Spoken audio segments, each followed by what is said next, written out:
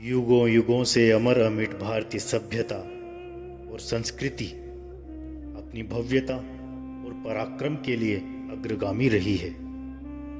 इस पावन धरा ने समय समय पर कई दुर्दांत आक्रमणकारियों के बर्बर आक्रमणों का दंश भी झेला, परंतु जब जब इस धरा पर संकट के बादल मंडराए तो उन्हें चीर कर पुनः सवेरा लाने हेतु महावीरों का जन्म भी हुआ। यवनों से रक्षा करने हेतु महान मौर्य सम्राट चंद्रगुप्त मौर्य या शकों का नाश करने वाले सम्राट चंद्रगुप्त विक्रमादित्य, ऐसा ही एक महान योद्धा था स्कंदगुप्त। ये वो समय था जब संपूर्ण विश्व अब तक के इतिहास की सबसे खूंखार और बर्बर जाति हुणों के आतंक से कांप रहा था। यूरोप, रूस, चीन जैसी बड़ी सभ्यताओं ने हुणों के सामने घुटने टेक दिए थे, तब भारत भूमि का यह वीर पुत्र स्कंदगुप्त उठ खड़ा हुआ मातृभूमि की रक्षा के लिए, जिसकी विजय और शौर्य गाथाएं न केवल भारत अपितु पूरे विश्व में गाई जाती थी। परंतु दुख की बात है, हमारे इतिहासकारों ने इस महान योद्धा के महान इतिहास को मात्र 2-3 पंक्तियों में ही सीमित कर दिया।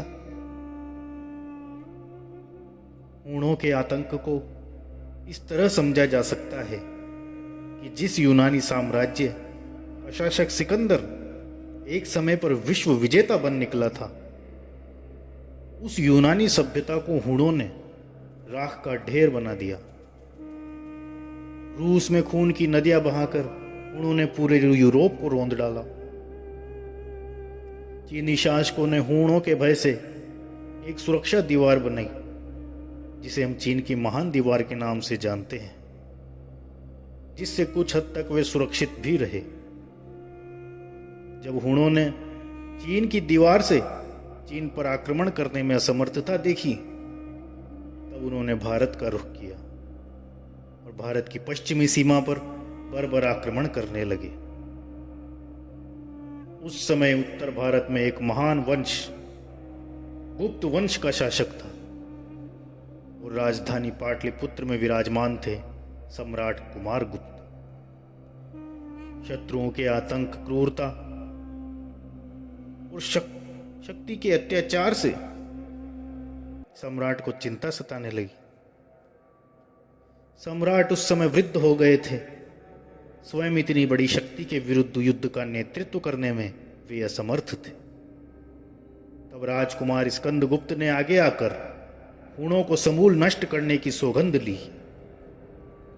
सम्राट अपने पुत्र के शौर्य से गर्वित हुए। स्कंदगुप्त निकल पड़े अपनी सेना लेकर इतिहास के सबसे कठिन कहे जा सकने वाले युद्ध पर। सबसे कठिन इसलिए कि इस शक्ति को विश्व के बड़े बड़े राज्य नहीं परास्त कर सके थे। हुणों का भय इसलिए भी ज्यादा था क्योंकि ये न केवल राजाओं को अपितु प्रजा को भी कत्लेआम कर दिया करते थे।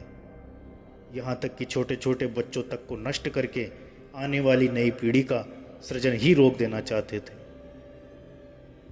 स्त्रियों को उठाकर ले जाते थे और उन्हें घोर दुराचार और यातनाओं का सामना करना पड़ता था। उन्होंने पुष्यमित्र की सेना को पहले आक्रमण पर भेजा, पर पहले से तैयार स्कंदगुप्त की सेना ने उन्हें रौंद डाला। उसके बाद 2 लाख से भी ज्यादा वैशी हूण सेना स्कंदगुप्त की सेना पर टूट पड़ी। अचानक ही हुए इस हमले से स्कंदगुप्त को रणनीति के तहत कुछ पीछे हटना पड़ा, परंतु उसने शीघ्र ही पलटवार करके ताबड़तोड़ हमले करके हूणों का करारा जवाब दिया। दोनों हाथों से तलवार चलाने वाले काल रूपी स्कंदगुप्त का घोड़ा जिस तरफ निकल पड़ता था, उधर हूणों की लाशों से धरती ढक जाती थी। इस प्रकार स्कंदगुप्त ने हूणों का समूल नाश कर भारतवर्ष की रक्षा की। इसी वजह से इसे भारत का रक्षक कहा जाता है। इस विजय की खबर पूरे विश्व में फैल गई। यूनान, रूस, चीन सभी राज्यों ने, सभी बड़ी सभ्यताओं ने राहत की सांस ली। चीन के सम्राट ने तो अपने राजदूत के द्वारा इस विजय की भूरी भूरी प्रशंसा भिजवाई। हुणों के अंत के साथ ही भारत का अपने पड़ोसी देशों से व्यापार पुनः चालू हो गया। स्कंदगुप्त 455 ईस्वी में सम्राट बनता है।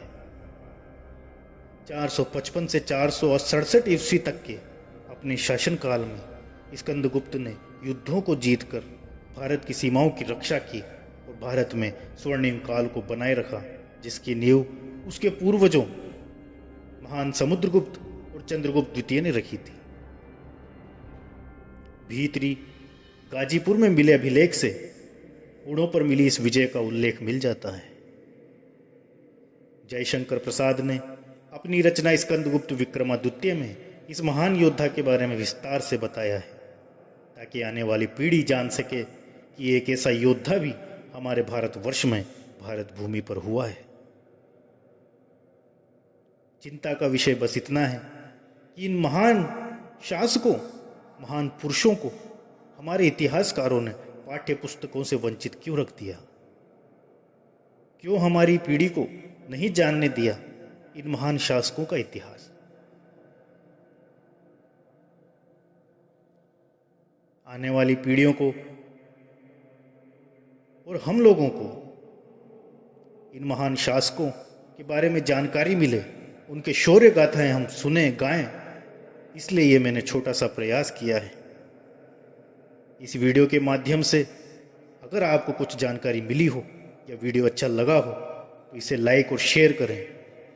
ज़्यादा से ज़्यादा शेयर करेंगे तो लोगों को पता लगेगा कि भारतवर्ष में वीरों की कोई कमी नहीं रही।